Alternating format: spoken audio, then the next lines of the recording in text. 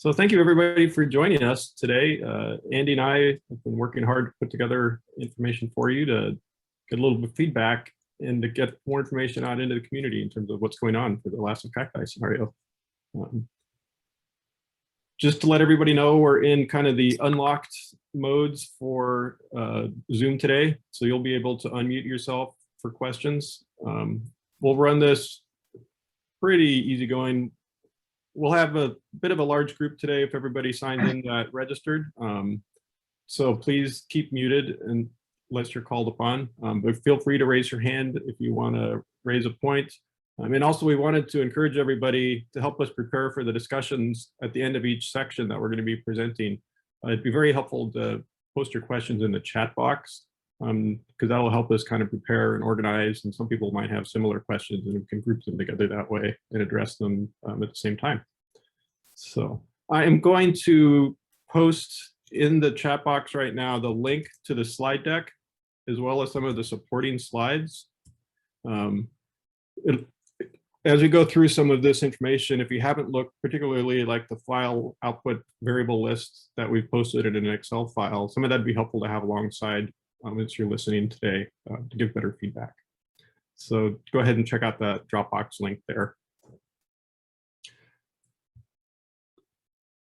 So today, basically we've got- Bill, yes. Just a quick note that we are recording this. Oh yes, we do need to let everybody know this will be recorded. Yeah. So don't say anything embarrassing. So for our agenda today, I've got it on the screen here. We've got about 5 sections. We've kind of grouped the topics into. Some of these slides we've shown similar information before, and some of it's brand new. So it's kind of a mix depending on what you've seen already from some of the PI meetings or town halls we've held in the past. So it's kind of all in one place today. And we'll spend about 20 minutes on each section after the introduction, roughly. So to give you a ballpark idea, at some point we might have to just close down the discussion and move on because we only have the 2 hours today. We're going to fill that pretty easily, I think. So I looked through the list of registered attendees, and some of you I don't know your names. I haven't met you before. Some of you I know very well. So we have a pretty broad mix of people in attendance. So I wanted to give just a very brief introduction on what is LASSO for those of you that haven't seen it. The acronym is the Large-Eddy Simulation, Symbiotic Simulation and Observation activity. That's been going on for about the last 5 years with shallow convection that we're now branching off into the deep convection for the cacti field campaign, which is pretty exciting. Our overall goal and kind of the concept we keep in mind as we're doing this is to always come back to how are we adding value to ARM's observations, because this LES activity is in support of the observations that ARM makes. So our goal is always to supplement ARM's primary focus on those observations and add value for researchers and help them better use those observations. So that's always something in the back of our head as we're making choices and prioritizing different decisions. The ARM field campaign that we're simulating for this scenario is the cacti field campaign that happened in Argentina. I've got a map on the right here. And even though that little line of mountains looks a bit like the Andes, that's actually not the Andes. That's the Sierras de Cordobas, that's east of the Andes in South America. And it's got the lats and lawns on there if you want to look up a map. But the ARM mobile facility was down there for the end of 2018 and beginning of 2019. We had the scanning radars, we had the G1 flights going around, so there's a lot of great observations that we're going to be taking advantage of. This green circle here is a 20-kilometer circle around the AMF site, and the red circle is a 100-kilometer range. So that kind of gives you an idea of the scale here. Ultimately, our goal is to simulate roughly 10 cacti K-states, and that's going to be a function of available labor and available computational resources, because at some point we need to move on to the next scenario. And it also depends a little bit on how things are going with the simulations, if we're able to do some extra ones, if we have extra time and things like that. So I showed the science drivers slide already at earlier ASR meetings. A lot of you have seen this, but the part I really wanted to focus on here was the bottom half of it, about the science drivers choosing to balance or essentially what are the science drivers and how they impact how we make our decisions.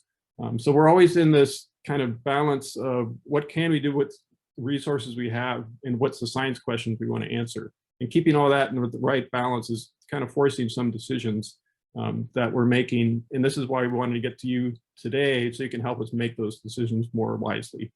So for example, the science drivers to look at convective cloud dynamics and a lot of the small scale details is really driving us to look at high resolution. So down at the 100-meter grid spacings. The domain size that we're choosing is largely a function of what part of the cloud system we want to simulate at that high resolution and how long do we want to keep it in the domain as the clouds propagate. The choice of how many ensemble members we run both at the mesoscale and at the LES scale is a function of the resources. And that, particularly at the LES scale, that's something we really want to get feedback on to know what kind of ensemble members users would really use if we provided them. And then finally, I mentioned the number of case states. Our goal is to have cases that vary a bit in convective nature, so we can see a little bit of the variety during the cacti campaign. And this is the last intro slide here. And this is basically what we want from you today during this session and why we're holding this session.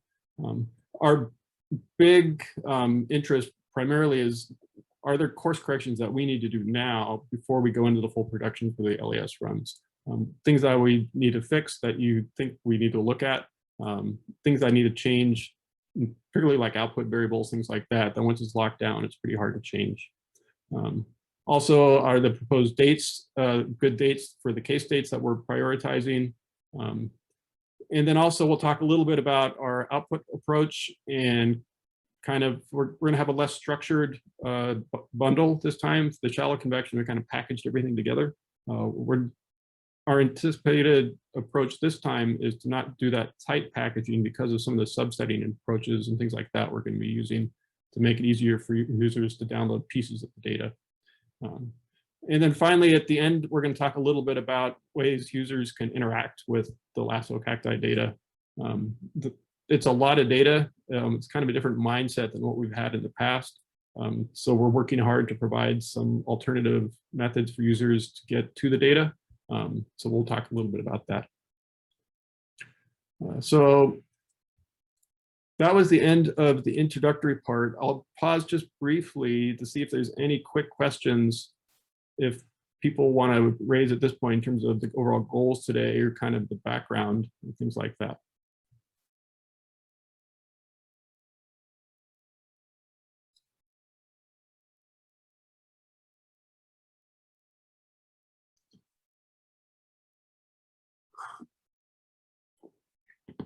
Okay, sounds good.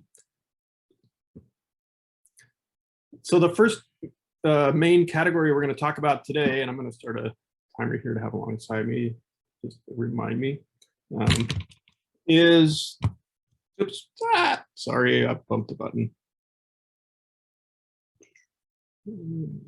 There. I'm not sharing anymore, am I, Andy? You're not currently sharing. Yeah, sorry about that. Okay, now I'm sharing again. Now you're good. Okay, so the first main section we're going to talk about today is the modeling strategy. And this is basically, we'll be looking at things like the model configurations and our overall approach to getting to the LES results. So our ultimate goal based on the science priorities is to get down to 100-meter grid spacing for the deep convective systems. So to do that, it's not straightforward, but because it's essentially requires big domains and it's going to be very expensive. Our approach to this is using the nested LES capabilities that are built into the WRF model, the weather research and forecasting model. And we're going to be running essentially 3 different stages of runs when we're doing this. The first stage we're calling the mesoscale ensembles. And these are the outer 2 domains shown on the right side. So the D01 and D02 domains. And these will go down to 2.5 kilometer grid spacing.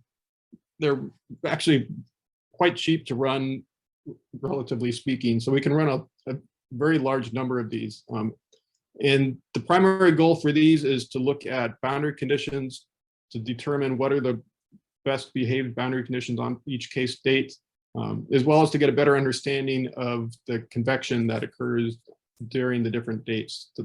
And Andy will be talking about the case selection process later today. So we'll have a lot more information about that.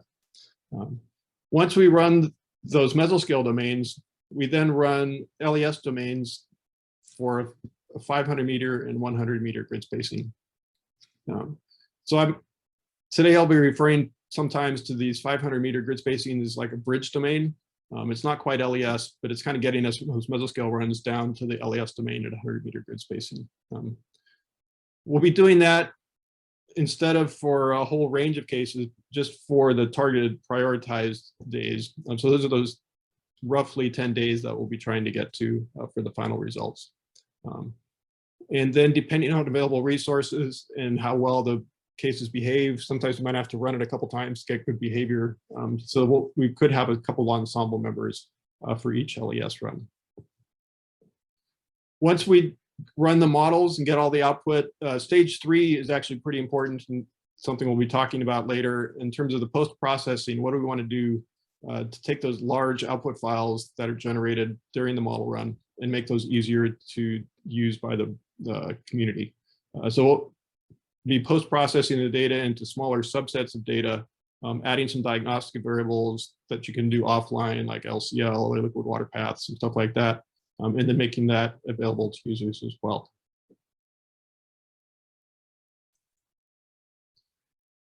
Now, in terms of the input data, for some of you that might be curious about a little more of the details of our approach, to get a higher resolution topographic data, we're using the Merit DEM data for our terrain. And then from that's 3 arcsecond grid spacing. And then to just get the LES stable, we're then applying a smoothing operators that we got from Branko Kosovic at NCAR, or that's roughly smoothing at a 1 kilometer spatial scale. And ultimately, we found this to be pretty stable so far. And that's been kind of a sweet spot to get things to work well. The soil initialization is one of those little bugaboos that, depending on the type of convection and the situation, can impact results. We're in a very topographically, orographically forced regime here, so we don't know how sensitive these runs are to the soil initialization. At this time, we're doing some tests to look at the mesoscale runs, at least, to see if we do a full soil spin up using the WRF hydro model to get a soil data set that's consistent with what WRF expects for the NOAA model, if that's going to help us or not. So we're in the middle of doing that analysis right now, and I've got a quick example here you can look at when you have time offline. But basically, if we use for example, the Aero 5 input data set for the soil, you get a much stronger east-west gradient in the moisture, but the temperature actually is pretty similar in the left column here between our WRF hydro spun up data versus the Aero 5. So that's something we're looking at to decide what's the right approach still. In terms of the model physics, I've got a quick little slide here. Conceptually, this is basically the WRF CONUS physics configuration for the most part, except when you get down to the LES scales, you're obviously turning off the deep convection, so the TK scheme. The TK scheme would only be used on the courses domain, and then we get down to the LES scales, we're using the TKE subgrid scale scheme instead of the boundary layer scheme.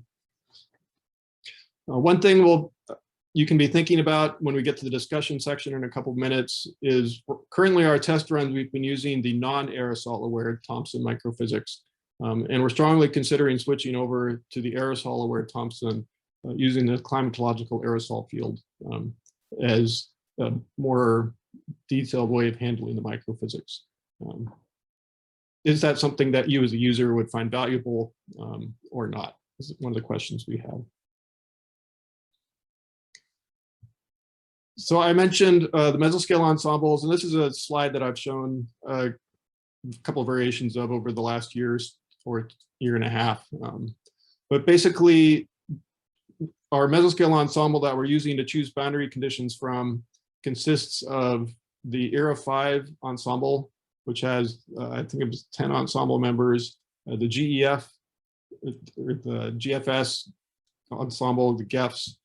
So that's got 20-ish ensemble members. And then we have the deterministic FNL data and the deterministic Era 5 runs for each case state that we're using. And so when you add all those together, we get 33 potential boundary condition data sets. And from our evaluation so far on most case states, we're getting at least one or two those ensemble members that look reasonable.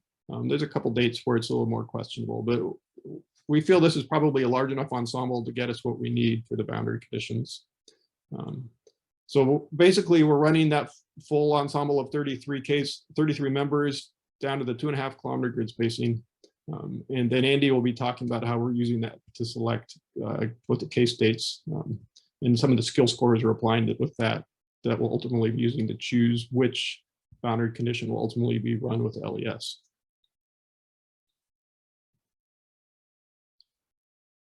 For the actual LES domains, so I mentioned we have the separation from the mesoscale down to the LES, and so we're running these pairs of domains, domains 1 and 2, and then we'll run the end down with WRF to transition to domain 3, and then run domain 3 and 4. Now, one of the advantages we can take, domain 4 is the really, really expensive one with 100 meter grid spacing. So what we're doing there is delaying the start time of domain 4 while domain 3 is spinning up. And that saves us quite a bit of computational time that way. So for example, most case states, we can start domains 1, 2, and 3 at 0Z in the morning. But domain 4, we can delay that start time to 6 or maybe even 12 UTC, just because the convection that we care about during that day hasn't spun up yet. So we don't have to worry as much about starting that one early. So I mentioned before, we'll have at least one LES run based on the best performing mesoscale ensemble member. We have the possibility maybe of running a second one, depending on available resources or how we want to choose to do the ensembles. The runtime on the current Cumulus cluster we have, if we're using 3,200 cores, it'll take about 2.5 weeks to get out one LES run at this point. And that's using the default output every 15 minutes. So our ultimate plan is to output much more frequently, so that will slow things down. But this gives you a rough ballpark on the computational time it's going to need just to get out one LES run.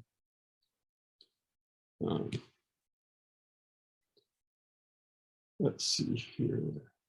Yeah, so at this point, we've got a couple questions we wanted to get some feedback on, and this is where we'd like to hear from you all and get feedback on the modeling strategy. So given the science needs of you as a researcher and some of the science drivers that we plan to work with, does our modeling strategy meet the anticipated research needs? Is there something else that we could do differently to better do that? Also, we'd like your thoughts on the aerosol aware Thompson and whether or not the default climatological aerosol field would be sufficient if we use that. There's not a lot of aerosol observations out there, to be honest, so that it gets really hard for us to use something specific to the actual date or things like that, just because there's so much variability in the region. There's a very strong wind shear, directional shear on most of these case states. So the inflow fields are coming from different regions, depending on altitude and things like that. Also, we'd want to know what's the right balance for the number of the ensemble members versus sensitivity tests for either the model physics or model setup, things like that. Where would you all find the value? And as we're thinking through this, remember, we're trying to give a lot to the community, but we can't do like PI level science. So this has to be something that's going to be generally applicable and usable by a lot of people. So that's helping us prioritize in terms of the choices we're making. And then also, are there any other technical issues that you want to make sure that we've thought about that you want to raise with us? And some of them we might have not just had time to talk about today, and I can mention it, or if there's something that we need to look into further, we'd be curious to hear from that. So I'm going to give a few minutes now for folks to chime in, and we'll see what thoughts are out there.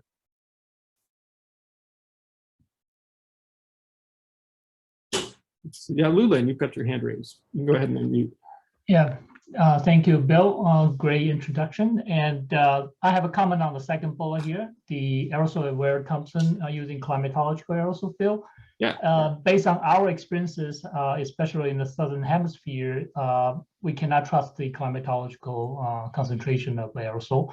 So unless you have some detailed observations to constrain or to scale it, otherwise we have another project, the Warp Solar project at NCAR, that we are develop a tool that actually ingest the geos, kind of analysis the aerosol data into the Worf and Thomson Einheimer scheme. So in that regard, you're able to at least have a slightly better constrained aerosol field for the aerosol aware version of the simulation. So we're probably able to provide that capability to you. Yeah, that would be helpful. One of our big concerns has been, one, how representative is that climatology in the Amazon or south of the Amazon. And then Thomson's always just kind of tricky the way it's built, taking observations and turning them into a Thomson aerosol and some issues like that. And just talking with Adam, the day-to-day variability can be quite high throughout cacti. Yes. So something generally representative would be good. Yeah, but the way that I described, we can actually look into that day and just get the data from the GEOS model, and then all the aerosol field, we're able to convert it into number concentration of CCN and IN. So that's a way we are kind of moving forward with some case studies. Yeah. Great. Yeah, we'll follow up with you offline then. Yeah, that's really helpful. Thank you. Yeah. Adam?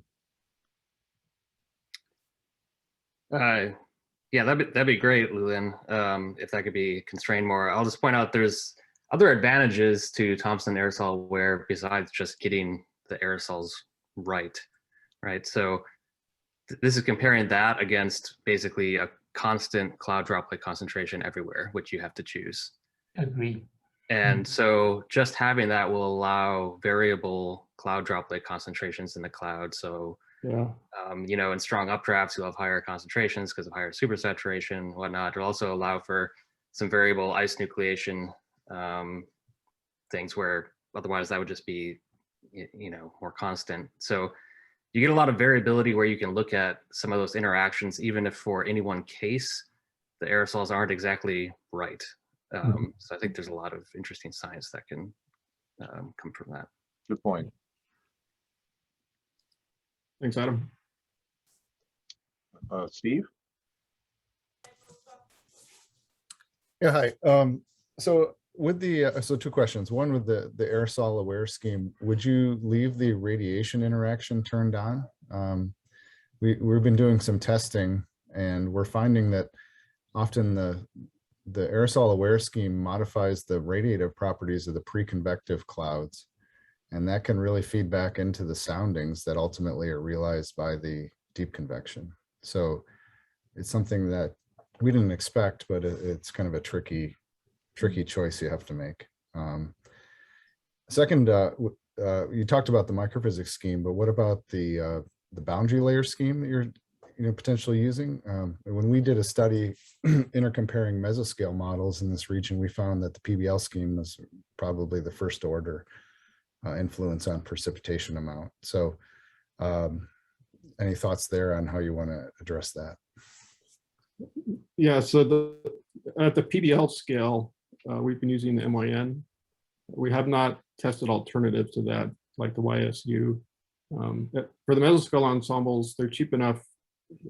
Within several weeks, we could get out a full set again, if we think that's worth doing. Once we get down to the LES scale, that's turned off. So then it's mainly just the input on the boundaries and the influence that would have on the LES. Yeah, we found that the YSU scheme had the best skill scores in terms of precipitation amount, if that's useful. So, okay, what grid spaces were you running? We were doing 3 kilometers. Okay. Yeah, because we could do some sensitivity tests on that in this couple days too. Yeah, we did. I mean, for our 3 kilometer warfront too, we did MYNN and actually had, well, in terms of boundary layer cloud, shallow clouds over the site, it did really well. But yeah, so I don't know. There's a lot of sensitivities here. There is, in my modeling experience in other parts of the world, it can be quite case dependent. So I've gotten less sensitive to, sometimes I just kind of pick one and go sometimes, just because it's hard to know what's right. But yeah, based on prior experience of this specific location, you can think about that. Yeah, a lot of the trajectories. Oh, sorry, Adam. No, I was going to say the ensembles might help a bit, right? Because you have 33 members and say, just, these 30 are terrible, and here's Yeah. the best one, and maybe try to overcome it with that. Yeah, yeah. There's a lot of trajectories that often end up near the cacti site that are passing over terrain in the northern part of the range, and there's a lot of turbulent mixing that happens over those layers during the day. And so you'll see that there's a lot of fluxes right over the PBL, over those ridges, and that can make or break what your sounding looks like near where you might expect CI. Okay. Thanks. Let's see, and in the chat box, that was chat from Steve as well about available soil moisture measurements. We are aware of that. We haven't done side-by-side comparisons yet.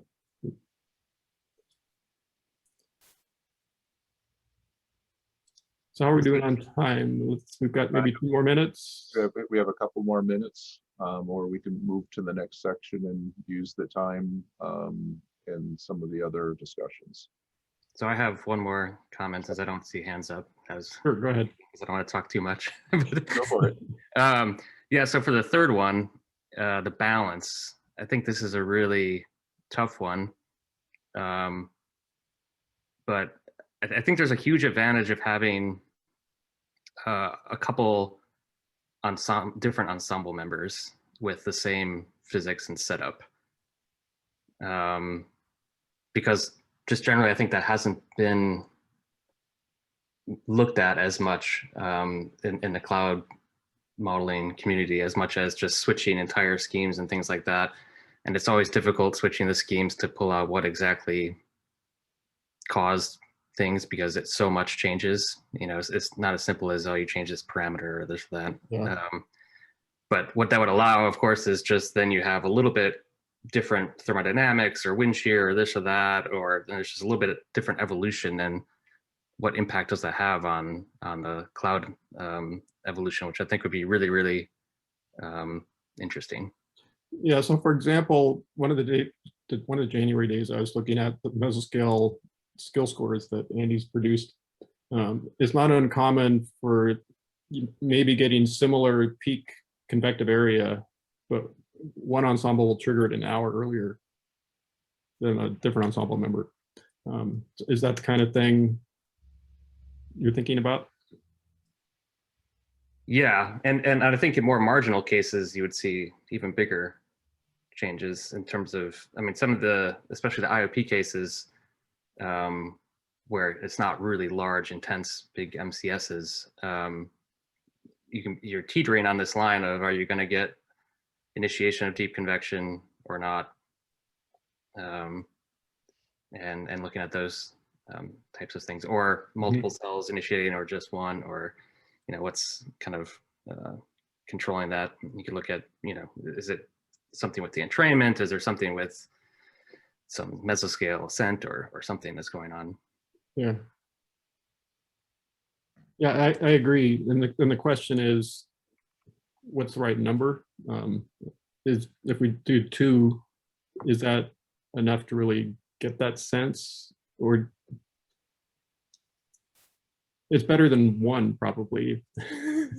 3 is better than 2, 4 is better than 3. Now, I mean, I think this is one of the things you have to balance with the, I mean, it's a computing expense question. What matters more? Do people want, if you're going to do 3 ensemble members, maybe you need to give up on some output, or it seems like the domain size is maybe set already. They don't have to be, but it's easier to use something close to this because it captures most of the cases pretty well, we think. Yeah, so I think it's a give and take a little bit with that. Yeah, and then number of cases, of course, too, right? So Yeah. Yeah, and I think that what we'll probably do is this will be an ongoing discussion. This is not something we're going to settle today, so to speak. What we want to do is get people's input on things, and we'll probably be circulating things to the LASSO list to kind of follow up on this, because I think you have a very good point there. And one of the nice things about the setup is that, you know, we do have these mesoscale runs. We have, you know, 33 ensemble members per case day for all of the 20 days that you provided to us. And so, you know, right from the get-go, there's probably some pretty valuable information there. But of course, we don't know quite what's going to happen, how that's going to manifest when you go to the higher resolutions. So, and we'll learn that a little bit. You know, probably I'm sure it'll be case by case dependent, but we'll learn a little bit about that as we start doing the LAS simulations. Yeah, so Bill, we probably should move on. Yeah, but also I want to remind people, please, if you have additional thoughts, please drop them into the chat, even if we don't have time to address them formally during the session. We want to capture those thoughts so we can follow up with you. So please use that chat as much as you like. Yeah. Okay, so now we're going to progress on to the model output strategy and spend about 20-ish minutes here, depending on how much time we need.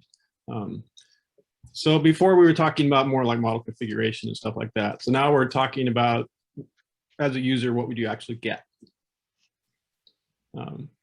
And this is kind of a quick summary of the process. My thinking currently is to vary the particular output variables at least a little bit, depending on the domain we're looking at. So for example, the output frequency will be higher at the LES than at the mesoscale domains. We plan to provide both the raw WRF output for users that want to work at that level, as well as processed, like post-processed subsets of grouped categories of variables. And I'll talk a little bit more about that. In the bold line here, I encourage you to look at the XLS file that we've shared with this session, and that'll give you a very detailed list of the variables. Essentially, I've listed in there what are the default WRF outs that normally come out with WRF, what do we want to add. So if there's a column that says reject, those are default outputs we don't plan to output.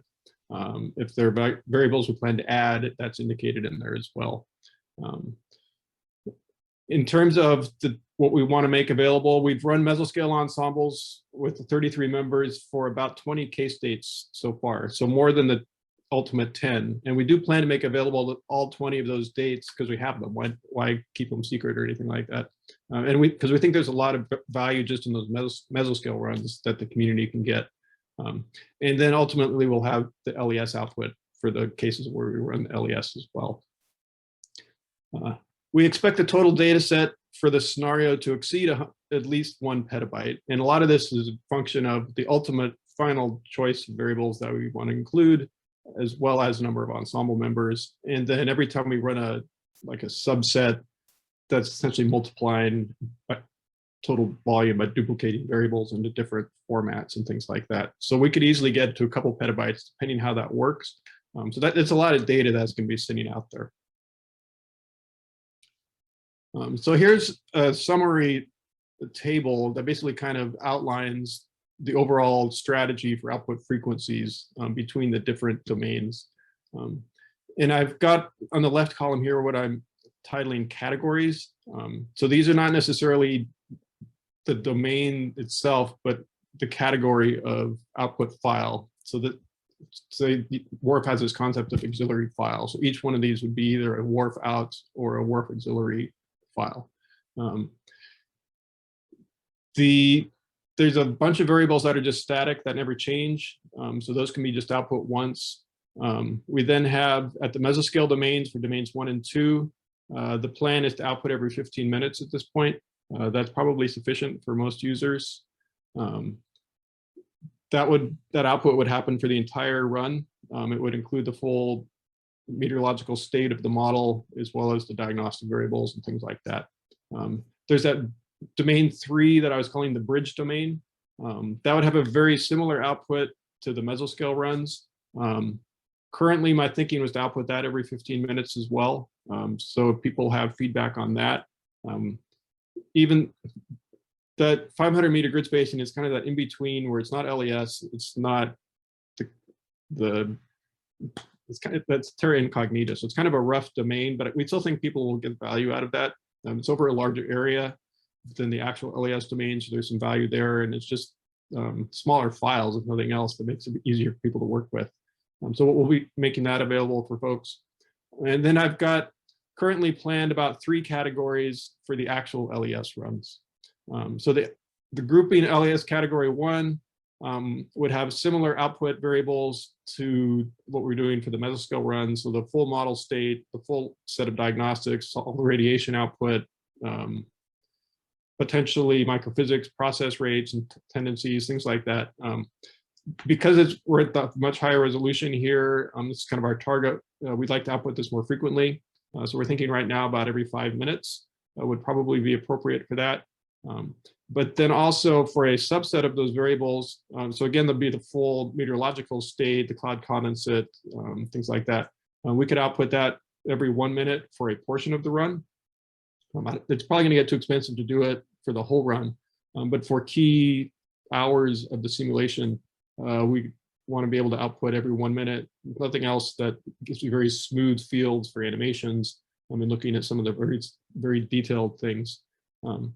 And then we potentially, and this would be actually done through going back and doing a restart on very targeted periods of the run where we think there'd be strong interest. We would like to also be able to go back and run some sub-minute outputs, maybe on the 10-second time scale for very short periods of the domain. So right as maybe as the convection's going through a transition, or right at the beginning of the initiation, we're really interested in things, or maybe even have periods where we want to go do some offline entrainment calculations, something like that. We can go do the very, very high frequency output for just certain core variables. And then in that Excel file, we list out kind of my thinking, what those variables would be. And then also, in addition to the standard WRF outputs, we'll have the WRF restart files. So those will be output. We haven't quite decided, every 30 or 60 model minutes, depending on how long, how many wall hours between those, so just for safety's sake. But we can output those as well, so we can always go back and do those restarts to get that LES3 category, or if people want to do sensitivity runs and look at different things and do some runs themselves later, they don't have to do the full spin up that way. They can work out those restart files.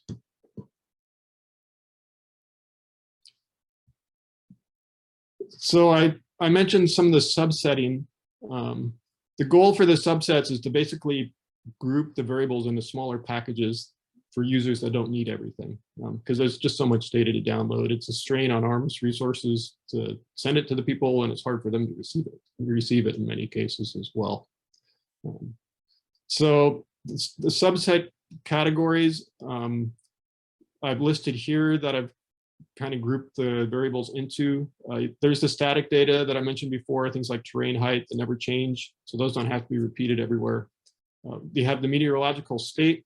So this would be things like temperature, pressure, the winds. I'd like to be able to take what WRF outputs as staggered variables and put them back on cell centers to make it easier for people. Some of the silly things WRF does, like it offsets the potential temperature by 300 Kelvin. Most users don't care about that kind of thing, so we'll just add that 300 back in. So things like that to make it just easier for people that aren't used to working with WRF, and to simplify it and just working with the data. We will have a separate category that does output the staggered variables for people that need it. So if you need something really detailed for flux calculations, things like that, we'll still have that there. We'll have another category for cloud data. That would be the cloud condensate variables, things like that. Surface data would be another one. The boundary layer data essentially would be mainly just for some of the mesoscale runs, because the boundary layer parameterization isn't run for the LES. And then there's the radiation data. A lot of those are 3D volumes, so they get pretty big, and there can be a fair number of them. So we'll group those together separately. And then something we want people to be thinking about is the tendency data in terms of the process rates and things like that, and what do we want to include. So I've got another slide. I'll talk about that for the microphysics tendencies. And then Andy's going to be talking later and seeking input on the radar simulator. So we won't dwell on the radar simulator details at this point, but we'll talk about that later. So in terms of questions where we want to hear from you all, how useful would it be to have the microphysics tendencies and process rates, and how would you use them? If they're not going to get used, then it's not worth outputting them. But if it's something that would be critical for your work, then we can do that. So for example, now the code we're looking at including is from the MC3E CRM intercomparison that Yuan and Hugh and others worked on. So this outputs about 22 additional variables. And I've got those listed in this table here.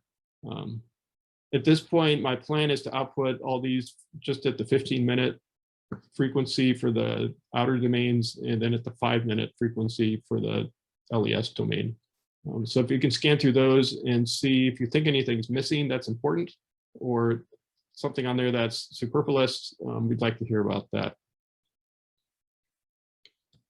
Another question I have just on the technical side, a lot of us work in Python to do our post-run analysis, and we rely on this WRF Python library. If I broke things so that your input files that you be, well, if the subset files and or the WRF out files are no longer readable by WRF Python, would people hate me? So for example, I can save some 3D variables output from WRF by taking the base pressure and the perturbation pressure and automatically combining it into a normal pressure and only outputting the normal pressure. And that saves me one 3D variable. So that can speed up my output for the runs, make the files smaller and all that kind of stuff. But some of these assumptions that are made in WRF Python that those will be there will no longer apply. So there's some technical little details there. And then finally, are we missing anything in the output that I need to add back in? So that's really important to know, because we can always output some extra stuff, but it's really hard to add up later.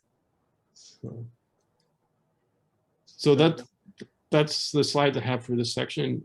And let's get some discussion going on this one too. Okay, Bill. So we actually have a couple of things in the chat. First off, I'll just remind people to take a look. I asked who has done cacti simulations or cacti Relompico simulations, and some of you have responded, but if you haven't, please let us know, because I figured there may be some advantages to lessons learned that, similar to what we've heard earlier from Steve and Adam. So we want to capitalize as much as possible on those. Thanks. There's been a question, what is or are the WRF variables for W tendency? This would be very useful. For W tendency. Yeah. So I'm just thinking the vertical accelerations, basically. Yeah, I'm not aware of those actually being in there, to be honest. So the tendencies that I'm used to working with and seeing are, you have kind of the net parameterization tendencies that'll come out of each parameterization. So you have the net PBL tendency, the net deep convection tendencies, the net radiation tendencies that impact temperature and moisture and all those kinds of things. I'm not aware of one on the W field. Yeah, you may calculate the buoyancies using the output. Yeah, we can always go back in and diagnose certain things. Well, sort of. Yeah, Yeah, we don't have per time step output, so getting the true W acceleration or something like that, we would have to add that in if that's something people want. Yeah, good point. Continuing on with the chat, Steve made a point during Relompico, they worked with Servicio Meteorológico Nacional to produce a 10-kilometer by 60-member ENKF WRF hourly analysis that assimilated Doppler velocity for the Argentinian radars, airs, GOES, AMVs, and surface observations. This data is available. There are graphs available on the Relampico field catalog, and he's willing to share those with interested parties via Globus. Okay. There's a question from Daniel Kirschbaum. What subgrid turbulence data will be saved? Prognostic TKE, KM, KH, question mark. Let's see, I have to go back and look at my files, to be honest, with some of the level of details. There is a TKE prognostic in there. We will go, if those are things you think are important, I will go back in and we can double check. For example, the TKE I have in my head right now, there's the one that comes out of the PBL scheme, and that would be included in the scales that run that. When we get down to the LES, the TKE we have in the shallow convection scenario is calculated in our CRM diagnostics, so that can't run in a non-periodic domain. So we would have to determine how to determine the perturbations in order to calculate that. Well, the output of the subgrid turbulence scheme, if you choose the TKE scheme, gives you TK as a three-dimensional variable. And that's kind of what I'm interested in when you get down to LES. If you're going to include the subgrid TKE, I believe it's possible that KM and KH can be retrieved from TKE and other variables, but at the very least you need TKE from the subgrid scheme in the LES, I think. Yeah, I can go back and double check that. If it's something that's already calculated, then yeah, it's really easy to turn it on. If it's something we need to add in, then we'll look at that in more detail, because I agree that those are important. Well, it's included in the output just automatically if you activate the SGS scheme, I believe. Okay. Yeah, I think we use the prognostic TK scheme on the variable is in the output. So we have a question. Do you plan to include PBL schemes? This is from Haley. PBL scheme subgrid scale flux profiles in PBL outputs.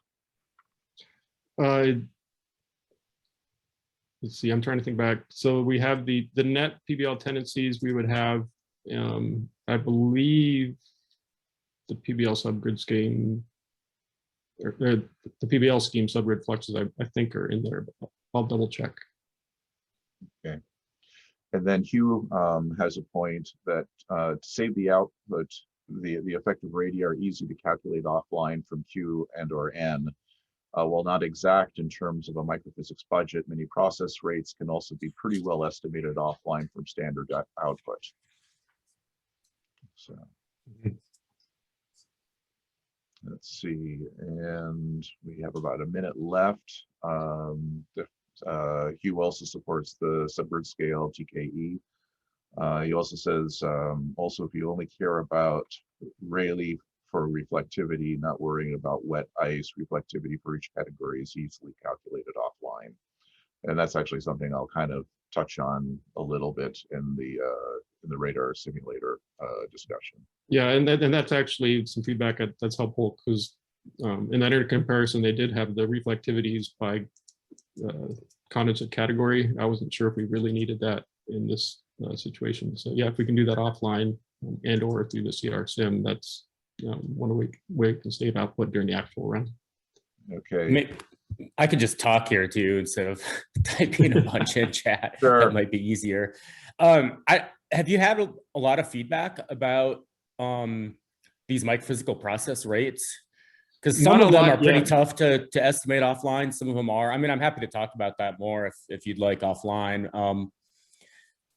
Personally, I like put in, since obviously are limited in what you can output, focusing a bit more on the high res output that you just can't, like you want to calculate entrainment or thermal or something like that, where you just can't get offline. I know you're saying every 15 minutes or maybe every 5 minutes for here. So maybe there's not as much of a trade-off for that as I'm thinking in my mind right now, but it's something to think about anyway. Okay, good. Yeah, that's probably, I mean, one of the key things we wanted to get was how useful would people find this? And, you know, and then if there's consent, you know, general consent about that, then we would drill a little bit more on that. Last question, Adam, if it's quick. I just want, yeah, so Hugh kind of covered it, but I think a lot of these can be calculated post. And so really what you need to identify is if there's a few that really you need to output during the run. And I was going to say what he just said, which is if anything, aim for the really high res, even if it's just a short time period with those, because that's what's going to be really, really unique. Not outputting those at 15 minutes where, I mean, your thermal has basically evolved. And so that's not, I don't think, where the interesting science is. Okay. So did I hear right, Adam, you were thinking high frequency of some of the process rates? Yeah, I mean, after figuring out what exact ones you need, you know, if there's a tendency you need to output that is not going to be estimated very well from the output afterwards, then yeah, I would go for that, which I think is what he was. Yeah, that's what I was saying. I was also saying just for calculating like thermal tracking or entrainment or stuff where you really need to go high res, like you pointed out in the other slide, you know, sub 10-second kind of a thing. And I'm happy to, like I said, to work offline, because there are like cloud condensation with saturation adjustment. You just cannot get that offline in any kind of reasonable way. So there's a handful of them that you really can't do that with, but most of the rest, like rain evaporation, that's just not, it doesn't change that much from time step to time step generally. And, you know, like that's one you can well estimate offline. So, okay. Yeah, great. We'll follow up with you on that.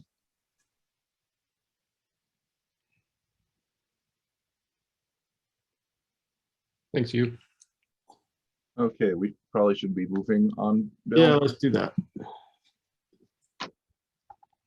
So we're going to trade off, and Andy's going to take over for a little while here. Yeah, and Bill will drive.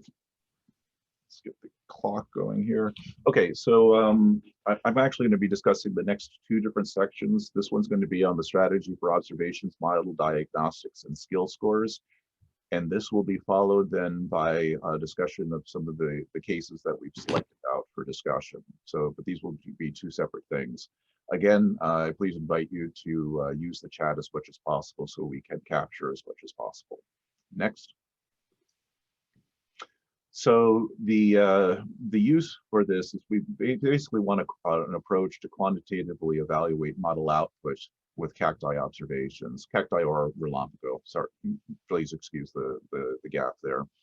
The first two are pretty much internal. One of them is to assess the model configuration set up from different sensitivities tests.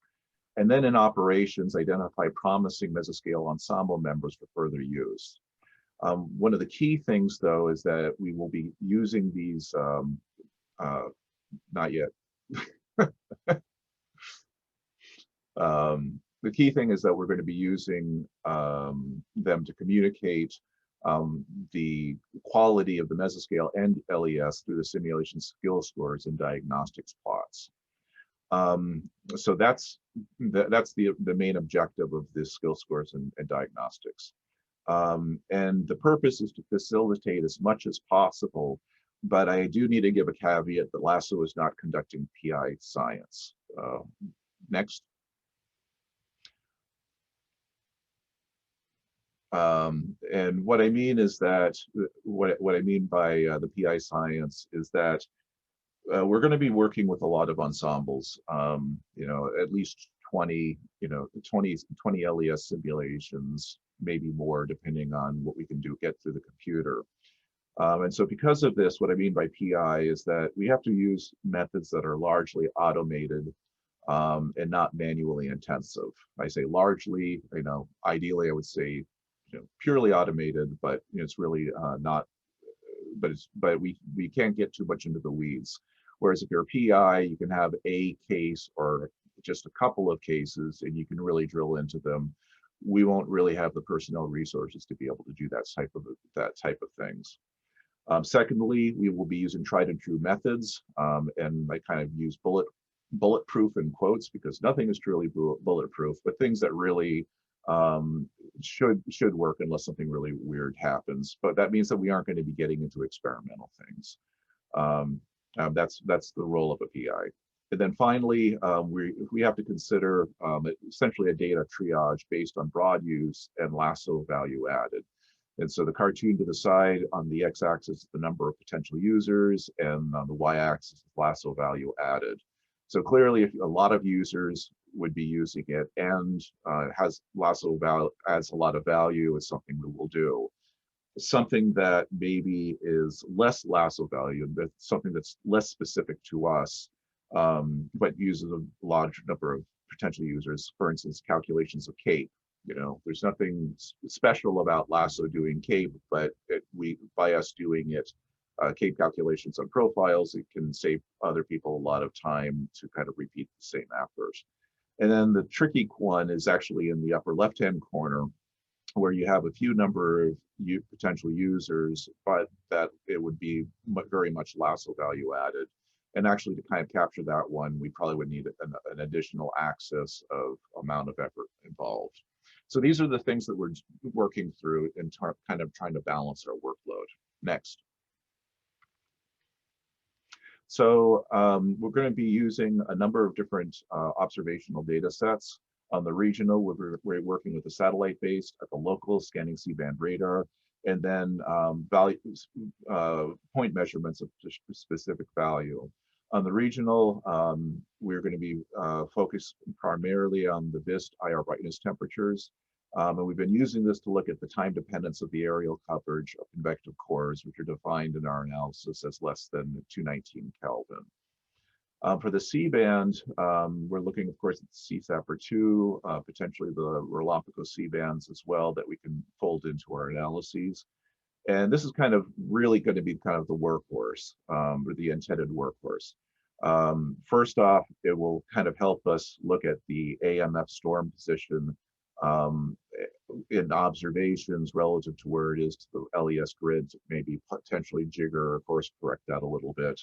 We're interested in looking at time series of the surface rain rates in the regions and radar echo top heights, potentially for varying numbers of DBZs.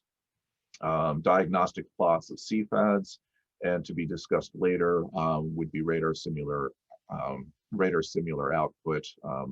We would be using CRSIM. And then for the point measurements, there's a nice sounding network available. So we'd be interested in looking at for thermo and CAPE and SIN and things like that. So let's see. So these are what I would consider to be the mainstay data sets that we will be interested in engaging. And please enter in the chat if you see that there's something of particular interest that you think that we should be considering that isn't already. I'm not saying that this is the whole list, but this is our starting point. So I'm very interested in further input on that. Next. So diagnostic and skill scores. I think a lot of people have seen this before, so I'll move pretty quickly here. So first off, we need the diagnostic plots where you get the models and the observations in the same plot. And this is particular things like time series, as well as phase-space relationships for different things, such as like CFADs. Next. Something that we've found very valuable in the lasso shallow convection is simulation skill scores. This is based on a Taylor diagram skill, and then including a metric for the relative mean. It turns out that the Taylor skill is not possible when you have flat lines or zeros. It basically blows up. And so in those cases, we would be using the RMSD. Next. So to explain just one level about the Taylor skill score, this is kind of how it works. So on the left-hand side, you have a time series plot of the ecotop altitude greater than 40 dBz. The colored lines there are the different ensemble members, and the black line is the observations from the C-band. Okay, so now the thing is that you can take the model and compare it to the observations in a Taylor diagram. And what the Taylor diagram does is it keys in on how well the the time series agree in terms of phase and in correlation. However, it does not necessarily have information on, well, it doesn't have any information on the relative mean. So we include that with the Taylor skill to produce the final plot, if you will, on the right-hand side, where Taylor skill is on the y-axis and relative mean score is on the x. And the perfect agreement is at 1, 1 at the red dot in the upper corner. So basically you want, you're interested in simulations that are as close as possible to that red dot. And in this particular case, there are 2 that look very good, and those are the 2 simulations that have bold coloring in the left-hand plot. So this is a simple approach, if you will, to basically get a bird's eye view of how well things are agreeing. Next. So, so I'll give you an example of this using the convective core area skill. So we basically break it into a pre-initiation and post-initiation phase. And post-initiation is taken to be approximately at 15Z and onwards. You could tweak that time a little bit, but it doesn't really necessarily matter. And what you see there is the core area plots for January 23rd for the 33-member ensemble, where the black line is the observations. The middle plot shows what the Taylor skill scores look like in this case. And you can see that in that upper right-hand corner, there are a number of promising simulations. We then go through and grab the top 6 cases to extract them out and basically give a visual inspection of how well these things look, and you can see the results there. There's some that are pretty much spot on. Some of them are fairly close, but maybe off in phase just a little bit. Next. So you can do the same thing for the pre-initiation phase, which is basically post-spin up at 3 to 15Z. And this is showing all of the different ensemble members. We've toyed with it, and the idea is that, you know, obviously it's the post-initiation that we really care most about, but we also want to be able to have essentially the right answer for the right reason. So since the pre-initiation is going to precondition the convective environment, we would like to see that sort of in the right ballpark. We've experimented with a couple of methods, and frankly, the most straightforward next is to basically take the top scoring Taylor skill scores for the post-initiation and see what they look like for the pre-initiation curves. And so that's what's shown here in the lower right-hand corner, where again, the black line is in the observations, and then the top scoring curves are in the other curves. In particular, we're mostly concerned about how well things agree in the last 6 hours. In other words, the spin up prior to the post-initiation period, which is given by the dashed arrow. So that gives you a quick overview, essentially, of how we've kind of quickly moved through the different core area skills. But this is something that, like I say, can be applied to precipitation, aerial precipitation, and other values. Next. We're at about 11 minutes, Andy. Yeah. Next. Okay. So so very quickly, what we plan is that we will have several groupings, if you will. One of them is the Mesoscale skill scores. One of them is the LES, and then the other one is the LES diagnostic plots. The Mesoscale skill scores are basically time series of the IR brightness temperature metrics post and pre-initiation. Once we select ensemble members, we will look at the 2D brightness temperature snapshots near the AMF, and then look at time series compared to the CSAPR ecotop heights at 40 dBz, as well as potentially other ones, as long as they provide unique information. For the LES skill scores, and I should say that the Mesoscale, we don't want it, this should give us a good enough picture of what's going on at the Mesoscale. We recognize that as we go to the LES, certain features may modify a little bit as we use the higher resolution grid. And because of that, we don't want to necessarily drill too far down on the Mesoscale because certain things may change when we go to the LES. And so for the LES, Basically use 1 through 3 above, but we definitely want to be using the regional array rates. And then finally for the diagnostics, the soundings from the network, and then the CR simulator, potentially CR simulator comparisons next. So discussion items. So first off, I guess I'd like to get some sort of sense about how valuable are the instrument simulator comparisons of radar reflectivity. In deep convective systems, there is hydrometeor attenuation. So there is benefit, but you have to get the storm in the right relative location relative to radars for it to be meaningful. And that's potentially a little bit more labor intensive. And I won't say it's a PI level effort, but something that can take a bit of, it's certainly not going to, it will be take a bit of manual intervention. If you think that the radar simulator output is useful, what would you want to see? CFADs is certainly something that's more of a bulk statistic, which I think is, you know, you don't have to be quite as concerned about the positioning. But things that would be potentially more sensitive to positioning are the RHI or PPIs. Overall, will the planned skill scores and diagnostics meet your needs? Is there anything that we've missed? For instance, you know, we could potentially be grabbing horizontal winds at cloud base. It's not clear, you know, yes, it might be nice, but is it really going to really make a big difference to you as to whether those are included or not?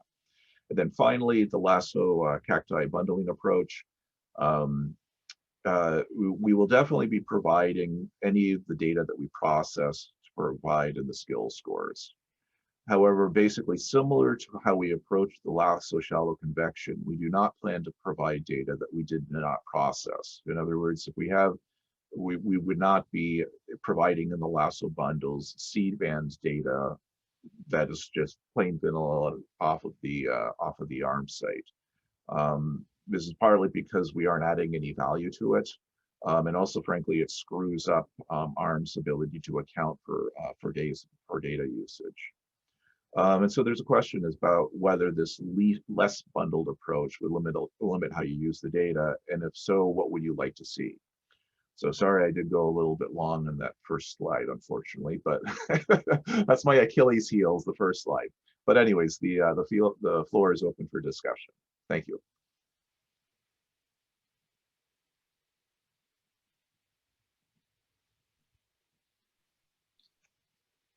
So a couple of comments came up in the chat, Andy, while you were talking. Okay. Let's see here, back up to the right spot here.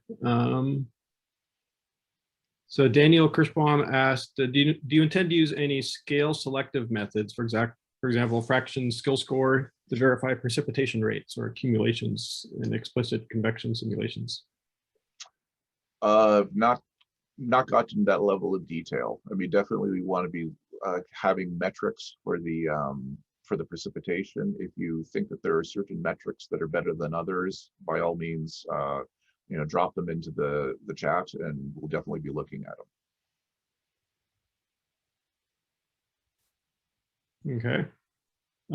Adam comments that for the ecotops and the rain rates from the CSAPR 2, it'd be very helpful to use the Taranis products. Yeah, we're aware of that, and yeah, it's actually that's our intention.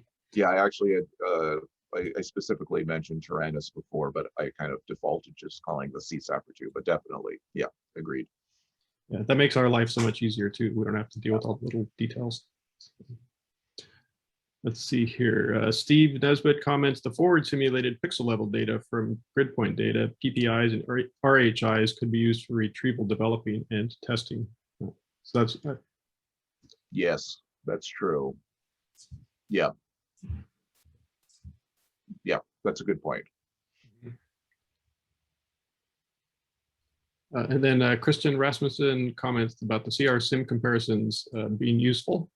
The HS RHI comparisons would be nice to have as well, in addition to Steve's comments. However, the analysis could be produced by PIs interested in this product. Yeah, and that's the thing.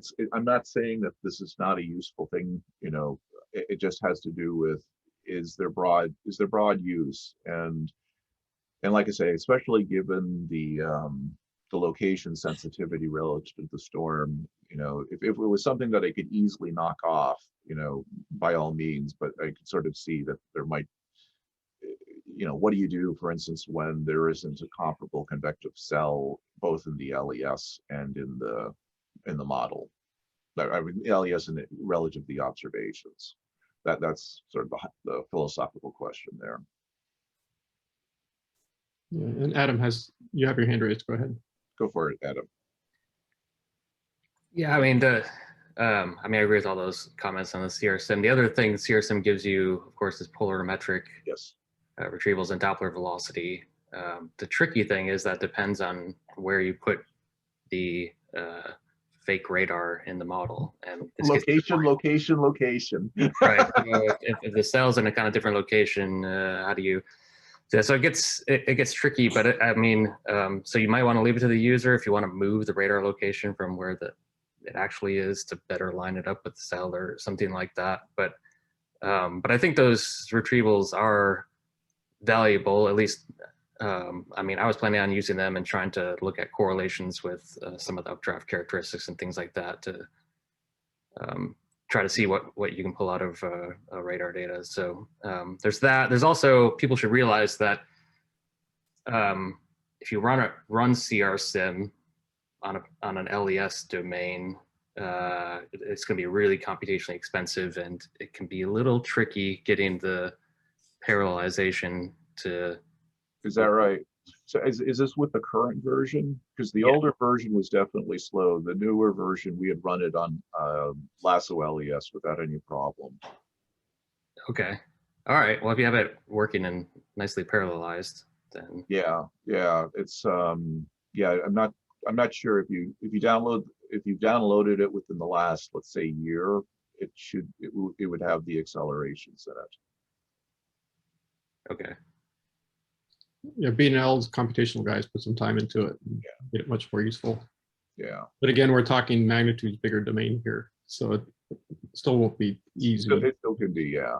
And along the lines also with regards to the simulator, I mean, one of the possibilities is that, this will get, I'm jumping ahead a little bit to Bill's final presentation on the output strategy, on the user access. But for instance, we could be providing Jupyter notebooks as an example of this is how you would do it. And maybe even set it up in such a way that, user, pick your location and then you can run it. And then that, because I can sort of see, we can certainly run it, but I can easily see how people will want to run it differently than we did, if you know what I mean. That's a good idea. I mean, the amount of output too is going to be large if you want to do it all the time. And then one other thing, I guess that just popped in my mind. I mean, the other big advantage, of course, is the different wavelengths. So, you can run at KA. We do have the KA X-Sacker. So there's, I mean, depending on the cloud properties, sometimes you can see the evolution of some of the cumulus and congestus clouds before you ever get to deep convection. That could be. Okay, good. I think we should move on. Yeah, thanks for the comments. Yeah, definitely. So you're up again, Andy. All right. So I'll try not to get stuck on the first slide this time. So anyways, so now I'll go on to the case selection again. This especially potentially could be pretty intense. So again, please make use of the chat. So our goal is to choose about 10 case dates for which we would be potentially doing multiple ensembles. And what we want to do is especially capture the convective initiation and growth near the AMF. So broadly speaking, we want to have a variety of different cases of different styles of convection. And we will prioritize case based on the likelihood of success and also available, especially critical observations. Next. So the approach is basically a three-step approach right now. First, we started with 20 days that Adam Barbel had identified that had convective initiation near the AMF. We then visually inspected we visually inspected the VIST IR satellite data to evaluate the convective behavior within the CSAPR2 domain. Okay. And we eliminated days where convective was just purely outside of the domain, as well as if initiation happened outside of the domain and then propagated into it. And the reason we eliminated the last one is because we can't observe the upscale growth and vet the simulations with ARM data. And then lastly, you saw the example in the last section of using the mesoscale ensembles that has grid spacings of 2.5 kilometers to evaluate the potential boundary conditions for each date. And you saw in that example that there's a huge variation, and from that we can pick out things. The catch here, of course, is that the days where all ensemble members struggle have a lower priority, and I'll say a little bit more about that. But it suggests that there's something that's not being captured in the background fields. Next. So when we did all of this, we came up with about 10 potential case states, and I'll emphasize potential. This is still early stages. Current grouping I have is 4 primary, which will definitely be simulating, 3 secondary, meaning that there's something less desirable about them, and 3 stretched where we may or may not be able to get something useful out of it. So we're going to be very interested in your input on these. Next. So within this presentation, but also within the document that was distributed, we also include a link to all of the 20 days that we have looked at so far. And so those have the IR brightness temperature loops. And what I'm providing here is just a little bit of a roadmap, if you will, where the gray zone to the side matches identically to the satellite image.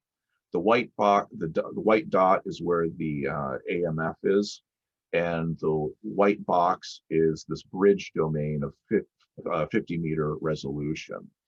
And what is shown on the right-hand side is that there are a number of different boxes that show how the wharf nesting domains are starting at D1 at 7.5 kilometers, all the way down to D4, which is the green guy, which has the horizontal resolution of 100 meters. The aqua ellipse there is an approximation of what the CSAPR2 will see. I emphasize it's and it's distorted. It's not circular because of the projected area. Just a couple caveats on the ellipse. There is blockage to the west of the AMF, so probably it's more realistic to think of it kind of cutting off at the left edge of the green box. And also we plotted here 150, and for the Tyrannosaurus it's really 100 kilometers. So it's a little bit larger. But this is just to kind of give you some ballpark idea of how to situate yourself within the satellite data. Next. Okay, so these are the primary cases, or what we consider to be primary cases. And we plan to simulate these days. And so I won't go into too much detail. Basically, the very first day, case 1 is isolated, a small scale isolated convection. It's still fairly deep, but it's small scale compared to the other cases. The second case is more vigorous convection, followed by the case on the 25th, which is just an utterly monster case. And then the case on the 4th case is it's mostly isolated convection. The nice thing about this one is that it doesn't have a lot of other cells popping up in the same region. And so it's a little bit more of an archetypal isolated convection case. Next. So now on to the secondary cases. These are listed in a tentative priority, but we want input. Should we be using these cases? Should we be using others, etc.? So the first one is actually kind of an interesting case in that, frankly, none of the ensemble members captured the growth there very well. They all underestimate it. But we wonder whether it is because fine scale features are not being captured in our 2.5 kilometer grid spacing. And so it's possible that this may be an example where fine scale features are coming into play.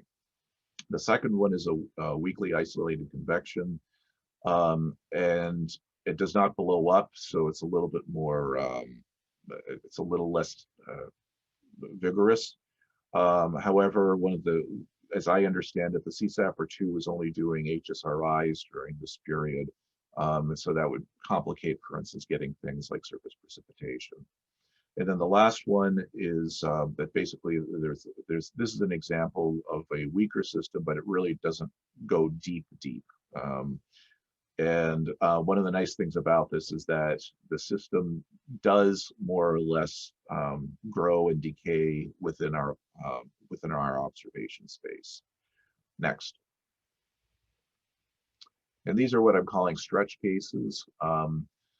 If depending on what we do,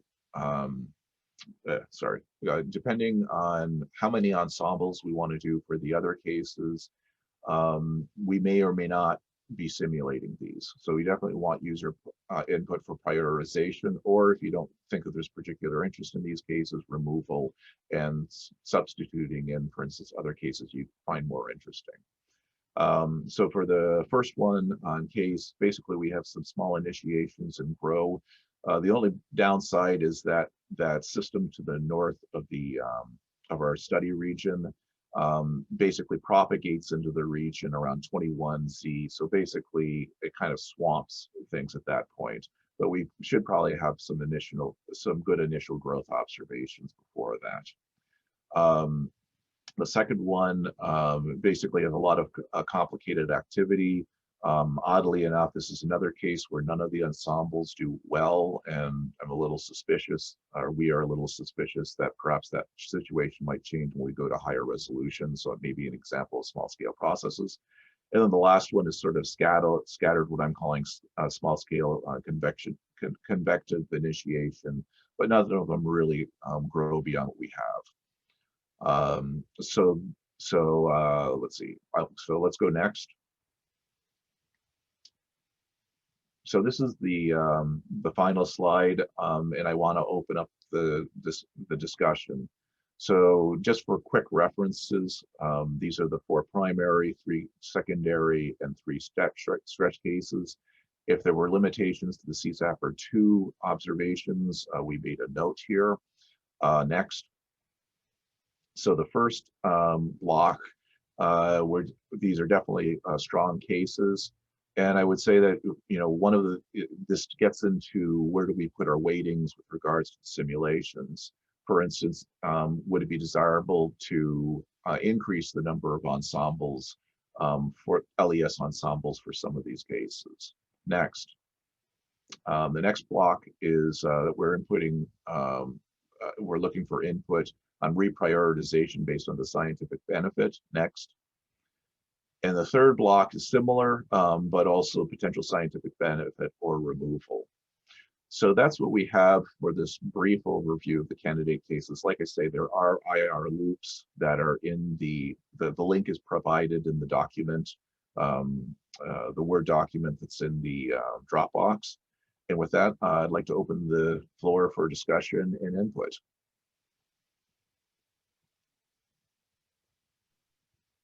Thanks, Andy. So there were a couple comments back and forth about ICE and the ZDR calculation, ZRSim, if people want to look at that. And then for this section, Adam comments about considering Relumpico IOP days and considering the increased number of observations on those dates. And then he lists a couple examples in there. Let's see here. He suggests tossing January 22nd. They don't have the rapid scan data for the satellite data on that day that we would have on other days. That's something we hadn't thought about. That's yeah. And then he says on February 8th, it's the best case we have for cells right over the AMF site for several hours, where the RHI scans capture a ton of detail in the updrafts and downdrafts. Yeah. Adam, when does the CSAPR2 drop out? I mean, it's later in the event. There's several hours of cells initiating and growing and strong. Okay, good. Yeah, then that's great. Yeah. Yeah, I mean, the February is also outside the Olympic IOP.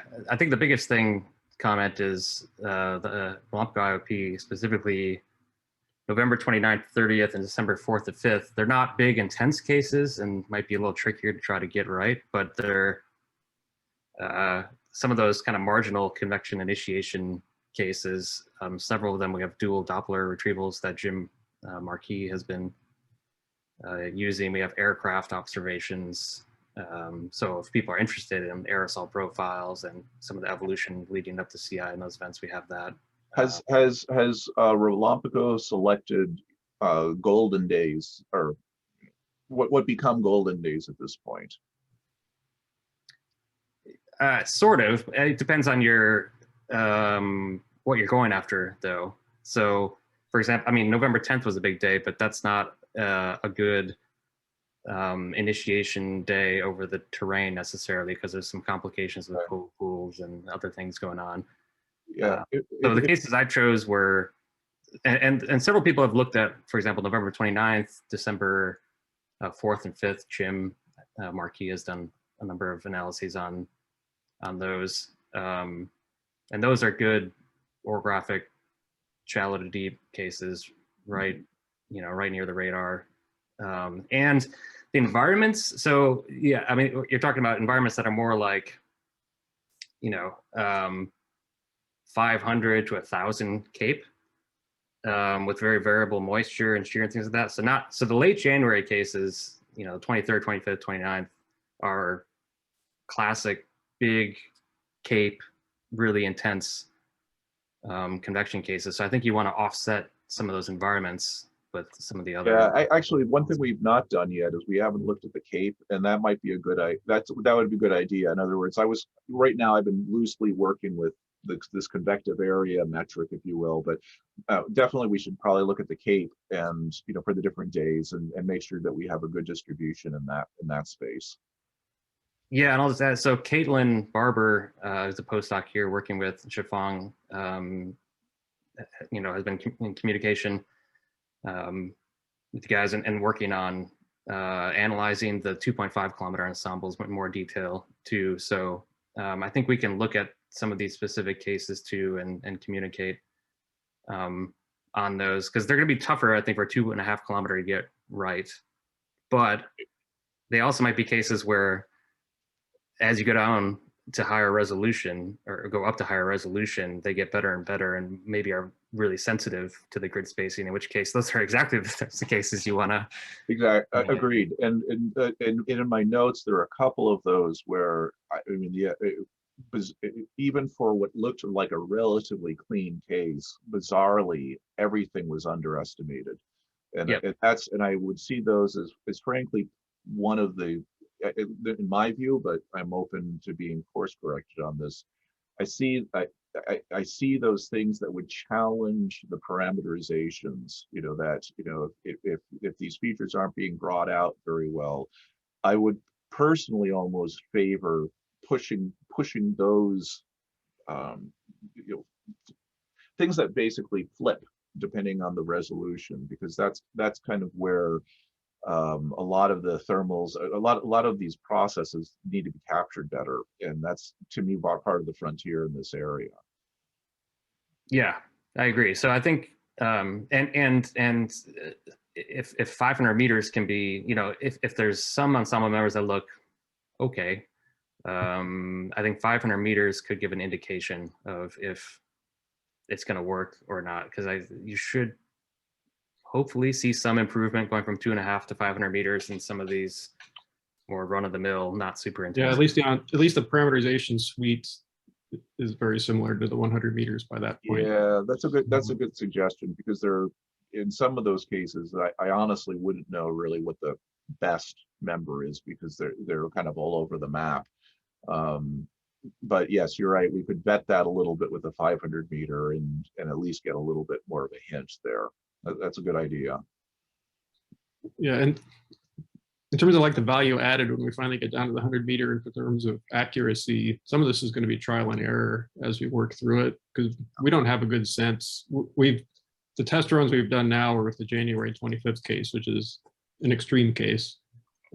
And we've done a couple LAS runs with different ensemble members, and the location of the convection setting up does change between members, and it actually changes between domains within the same boundary condition family. So yeah, in the end, these more sensitive cases, it'll be kind of interesting actually to work through to see what leads to the certain cases being more sensitive than others, because that's kind of on the cutting edge, I think, in terms of what people are looking at nowadays for this. Yeah, and I'm catching up quickly on the, we probably need to move on shortly. Yeah. But thank you, Jim. I see your comments here, and yeah, we definitely are interested in digging into the radioson data. Was there an attempt to try 10 November? Can't remember. Adam, do you remember off the top of your head whether that was on your list?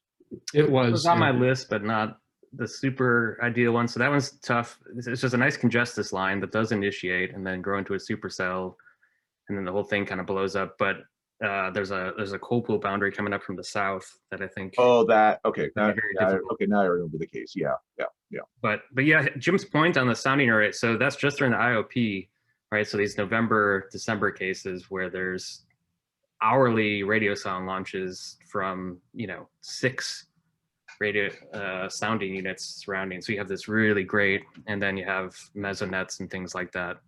So Yeah. the obs, so if you can get some simulations to work with us nicely, those are really, really good cases. And from the looks of it too, all of those Relampago radiosons are launched within your innermost domain. Like they were all spaced 15 to 30 kilometers away from each other surrounding AMF. That's okay. That's great. Yeah. No, that's terrific. Yeah, this is the kind of feedback we want. Yeah, definitely. So I think we need to move on to the final presentation, but please keep on adding things to the chat. This is great input. This is exactly what we were hoping for. Yeah, and I think this final section will go a little faster. So we'll have a little time at the end too, where we can just have open discussion, either continuing earlier chats or anything else people want to raise. So this is the last major category we're going to talk about today. And this is more the user tools and how we want to make it easier for the community to interact with the data sets. So we want to make it as easy as possible for users, but there's always the caveat. This is a lot of data. It is not going to be easy for a lot of people to work with it. It's pushing the limits in terms of what people are used to dealing with. They're going to run into memory constraints and just file transfers, size issues. If you want to transfer an entire LES run to NERST, you're going to have to ask for a quota increase. It's just the way it's going to be, that kind of thing. So there are things we want to try and do to make this easier for people. The mesoscale ensembles, and I have this green line down here with this caveat I added. These are rough estimates. They're likely on the low side, depending on final decisions. For example, we haven't actually added the microphysics tendencies into the model yet, so those aren't accounted for here, things like that. But basically, the ballpark number is within a factor of 160 gigabytes for each ensemble member for the mesoscale ensembles. So that's based on the runs we've done right now. That's over 100 terabytes for the full set of cases and members for the 20 case states we've evaluated with mesoscale. For the LES runs, for the domain 4, excluding the subsets, the raw output is roughly 50 terabytes per run, potentially up to 75. And that's going to give us over a petabyte of raw model output for the 10 cases with 2 LES per case, depending on output frequencies and how we do that. The restarts and subsets, and then additional periods of interest for submitted output will all be on top of this. So we're clearly talking about a lot of data. On the right, I've got a little table just kind of breaking down a little bit. So each snapshot size would be like 1 output time for the model. So if we're doing 4 times per hour on the coarser domains, that gives you an idea of, you do the math. If you're on the finer domains, obviously much bigger files, and if we start outputting them every 5 minutes or every 1 minute, things get big fast. So the more frequent the output, we'll pare down the variables a bit to kind of reduce that size and keep things manageable. In terms of access to the data, there's basically two options that people have. One is the good old-fashioned way: you download the data and do what you want with it. We'll be trying to develop, well, we're not trying, we will be developing a web interface to help people work with this. We've learned a lot about how the bundle browser worked for the shallow convection scheme, and some of those capabilities will build into a new interface for the cacti scenario as well. We haven't started work on that yet, but as we start getting the output available, then we can work with ARM's ADC, their data center, to kind of figure out the right interface that's going to work for people. With all these different subsets and everything, we talked about kind of a looser bundle sort of concept. And my vision at this point is to provide data to people more piecemeal this time. So essentially go into the web page, say, this is the date or dates I want, and these are the particular subsets I want, so you don't have to download everything at once. So that should hopefully make it a little easier for people. Again, like shallow convection scenario, relying on Globus will really help with this. FTP will break with these files. It's not even worth trying it. But the problem is, for the download concept, most users are going to have HPC resources to work with these data sets elsewhere. You're going to have a NERSC account to be able to hold that much data. You're going to have to be a university with a large cluster with many terabytes of file space that you can easily work with and not have to worry about your files getting purged and deleted and stuff like that. So that's a limitation that's going to prevent some users from being able to easily work with this data, or maybe even use it at all. Alternatively, ARM is actually very interested in providing computational resources to people to do analysis with the LASSO output. So ARM has a cluster called Cumulus right now that's in the process of being upgraded to Cumulus 2. And that's actually one reason why we're holding this meeting today, is because Cumulus 2, the hardware is all there and they're installing the software this month. So that'll allow us to start these new production runs very, very soon now. But there's resources on this new Cumulus 2 cluster for people to get an account and to be able to access the data directly on ARM's resources and not have to worry about downloading it. We'll actually pre-stage a lot of the commonly used output. Depending on the ultimate sizes, we might need to be able to have the ability to move some of it back and forth depending on user needs, but most of it will be sitting there on the drive on this Cumulus 2 cluster, so people can go in and access it and interact with it directly that way. So that'll save them a lot of time. Once you request the account, ARM is in the process of developing a Jupyter Notebook interface to the Cumulus cluster. Some of you have worked on ARM Stratus computer that has a capability for Jupyter Notebooks now, and people have really started to rely on that, and it's becoming a great resource. And that's going to be extended over to the Cumulus side of the cluster systems as well. So our goal is to have some example notebooks for people so they can go in and see. So this is how you work with the WARP output in a Jupyter environment. This is how you work with some of our subsets. Andy had mentioned earlier, we could have an example. This is how you would run CRSIM for a particular case state.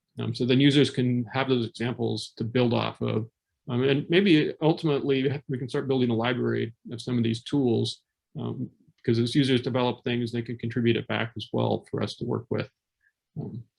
For people where they have analysis needs that go beyond what you can do within that Jupyter server environment, there's also the ability to directly log on to Cumulus, and you can get access directly that way and then write programs that you could submit to the job submission queue.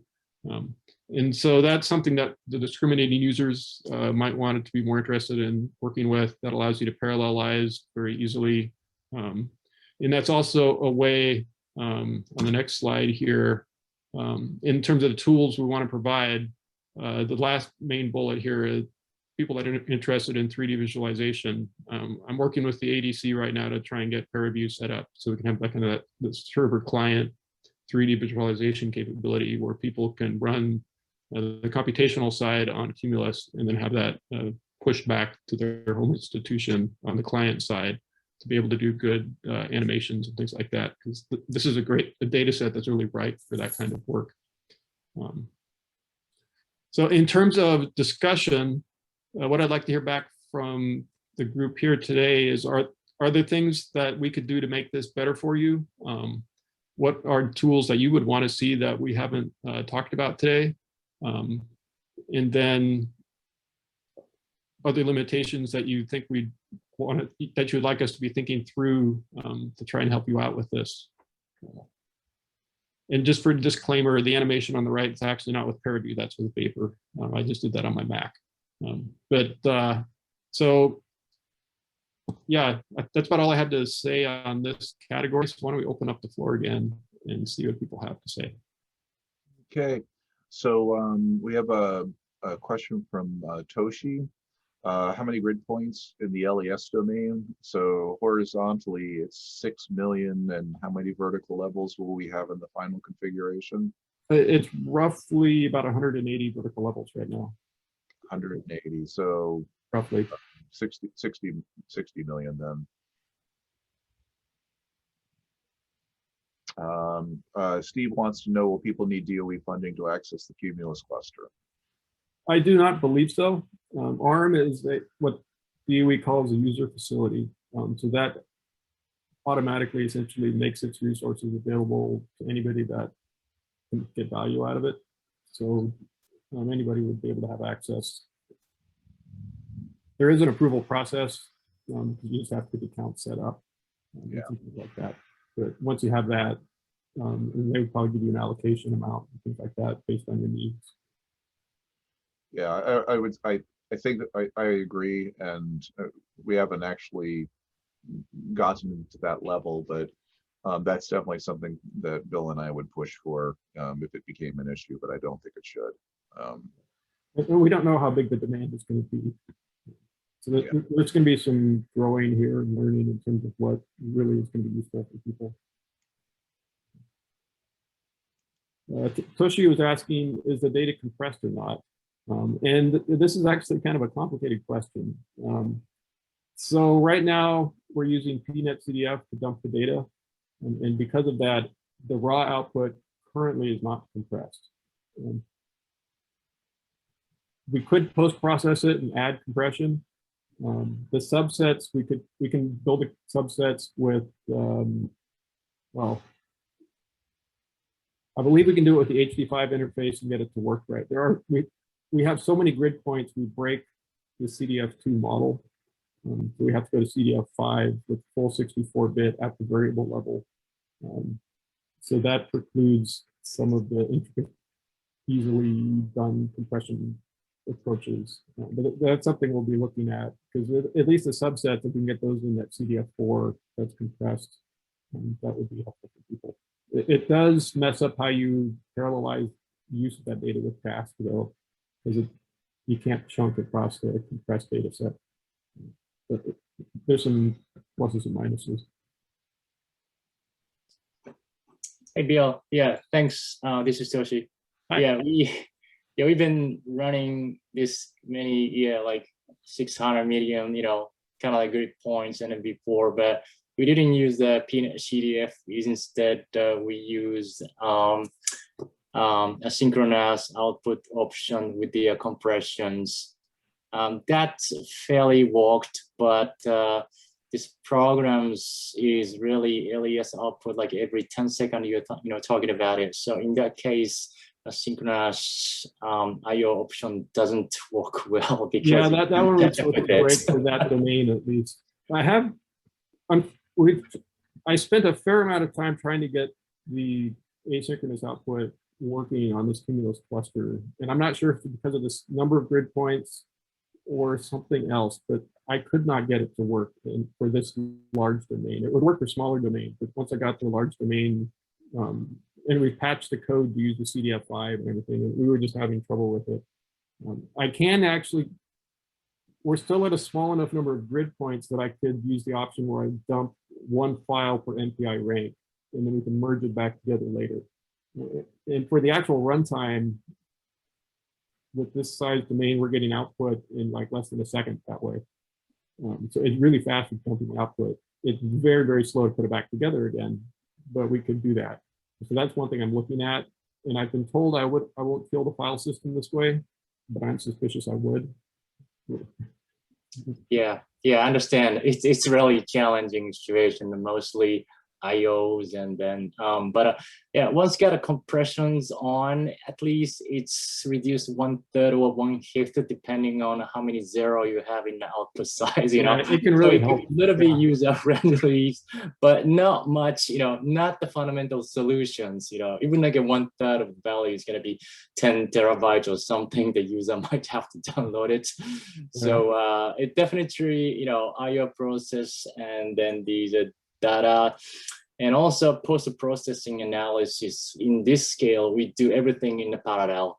Otherwise, single CPU really doesn't work, especially using Python. It's going to be takes forever to do the post-processing. So even that, you know, user side must have some challenge to overcome to use this, you know, data sets. But it has great potential. I mean, it's really impressive, you know. So we have to tackle on as the communities, you know, to sharing these such MPIs and the parallelized analysis for these database. So something like, you know, we can just make a common shared library for the post-processing, you know, that would be very nice among the communities. Yeah, I think having some examples of how to work with this data in parallel would be helpful, because it's getting to the scale where a lot of people haven't worked before. Some of us that have done it have kind of gone through the growing pains of knowing how to interact with the queuing systems for DAFs and things like that. Showing people how to do that would kind of speed it up for everybody. Okay, thanks. Sure. Anyone else on this topic?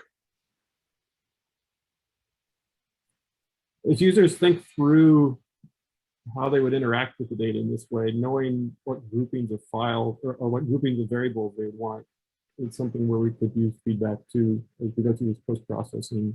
If I pick groupings that are going to force you to download 5 groupings in the end anyway, I'm not saving you any time. So over time, people can give feedback on that too. And speaking of feedback over time, before we log off, I wanted to show this slide here. We have set up a forum server for Lasso through ARM now. So this is a new capability. I mentioned it at the PI meeting, so it's pretty new. It's just getting spun up, and we haven't advertised it too much. So there's not a lot of activity there yet, but our intent is to use this to continue this conversation with the community and all of you. So if you log on to that link there, discourse.adc.arm.gov, you can request an account. It basically ties to the same account that you would use to download data from ARM. So if you have that already, then you can go in and you have the login capability. You just have to get asked for the moderator to click you through at that point. If you've never downloaded ARM data, then you have to sign up for the initial account too.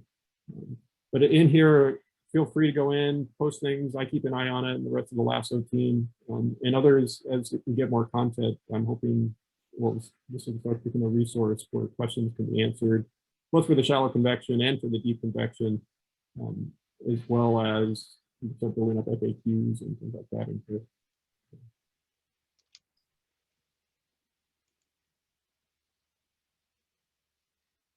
So if you have feedback on like those groupings and variables, this would be a great place to post that. So we have 10 minutes left, and the floor is open, especially for things that you didn't think got enough attention. Please feel free. We're really interested in hearing what you have to say. If you want to harangue us about any little details, now that's right. Have at it. Yeah, 10 more minutes of tomato throwing time. Andy does have to run right at 11, so he'll escape. Yeah, unfortunately, I have a hard stop today, so.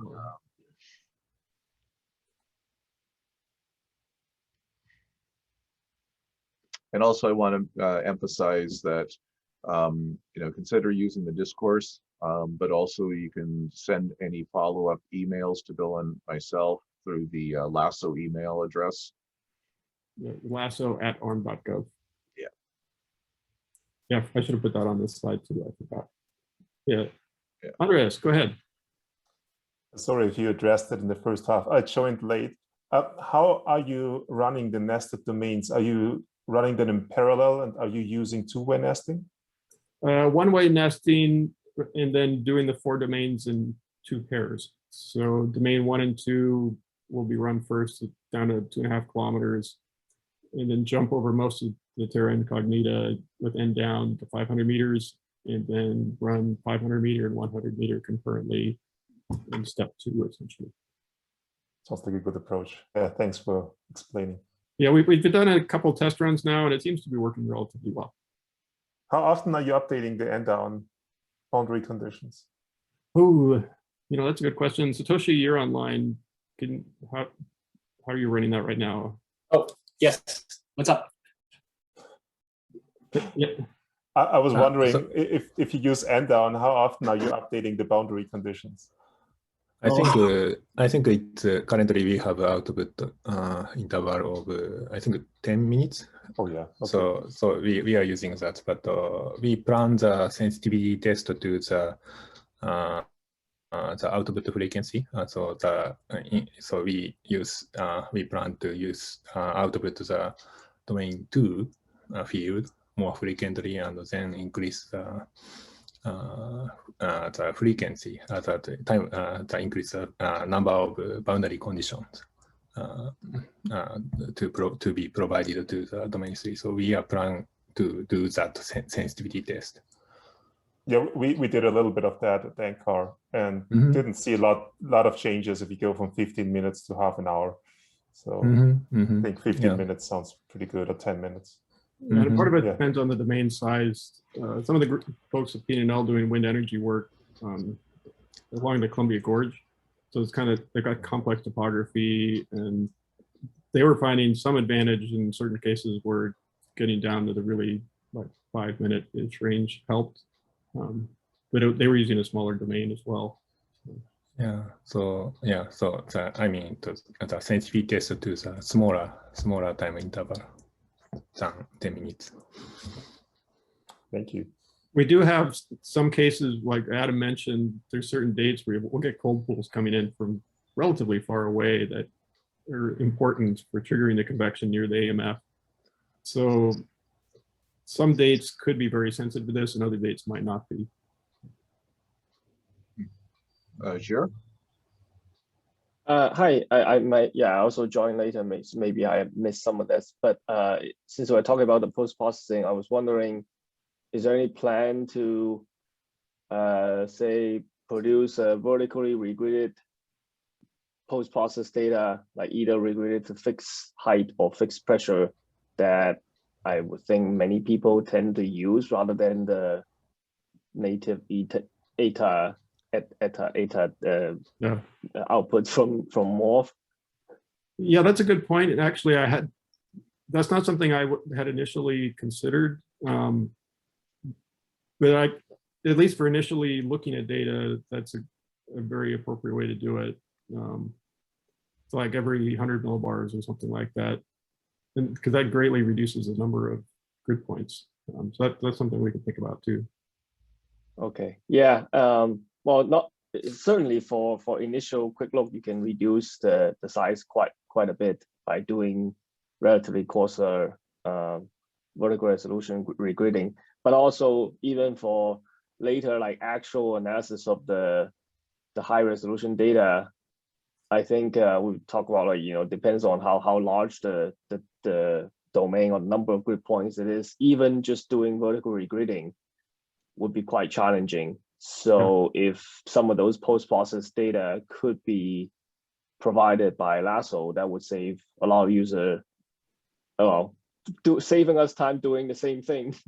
Yeah, if a lot of people are going to be logging onto their own clusters and doing that anyway, we might as well just do it once. Right. Yeah. So if if we determine a few of these cases are good candidates for actual analysis for research, it will be good to provide as high as a vertical resolution as possible of regraded key variables, for example, like vertical motions or something like that, winds and things like that. Then we don't have to do that ourselves. I imagine many of us will be doing that. And why do you need to everybody do their own thing if that can be done by the team, the LASSO team?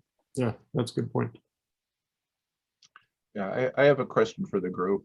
This is an old topic, but I thought I would bring it since there might be different expertise out there. Has anybody had any luck getting Aero 5 to work for a really high resolution grid? We had a discussion about this at the PI meeting, and it was suggested that Jake suggested that by modifying the p-top variable, but we had already been doing that, so that wasn't. Unfortunately, it sounded very promising. It sounds like he had worked it out, but we're still on the hunt for a solution on that. I mean, obviously, the fallback position is just to kind of coarsen the grid more, but that seems kind of a shame. Yeah, so specifically, this is a technical detail where after you hit a certain number of grid points, WRF is complaining about the p-top being violated in the input data sets. And we're not actually violating it. So we've tried everything we can think of and some suggestions from the community.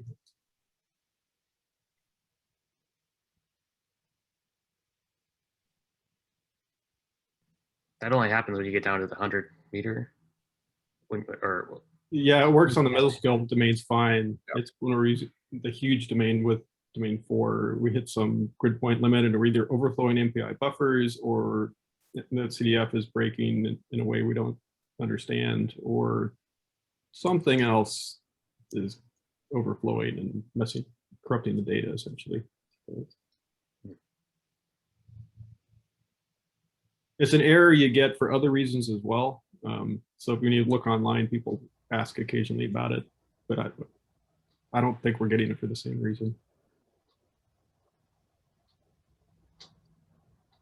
Okay, we have just a couple more minutes of formal time. As Bill pointed out, I have to drop off. I have to do a hard stop on the hour, but if you want to continue speaking with Bill, that's, please do so. He's told me he's willing to stay on. So final thoughts, questions, considerations, please feel free to speak your mind.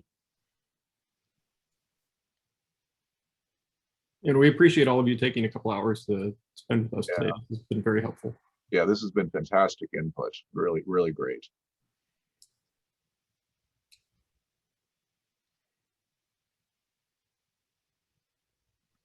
Okay. I guess I have one specific question on go ahead. Output, the LES2, which is sort of the 1 minute frequency for a period of interest. So you're thinking that that would be done with a restart, sort of like the order 10-second output for thermal tracking and entrainment? Yeah, I have that one. I was a little less clear in my head how in some cases, most likely that would be done. In other cases, I think we might be able to anticipate ahead of time certain key hours. Or for example, if it's a case where we'd done some 500 meter tests before running the 100 meter, we might have a better idea to kind of guess ahead of time what that high frequency period would be. So I was going to play that by ear at this point. Yeah, I guess then a related question is, I guess later on, maybe this will be more important, is how to choose the restart period. Yeah, and that's a very good question that I've avoided so far. Yeah, some of this, I think, as we start getting data available. Oh yeah, bye Andy. Thanks. All right, thank you very much, everyone, and keep the comments coming. Yeah, I think as we're running the runs and we can start making data available, we can start using this discussion forum to post some initial results, and people can help us make some of those decisions as well in real time.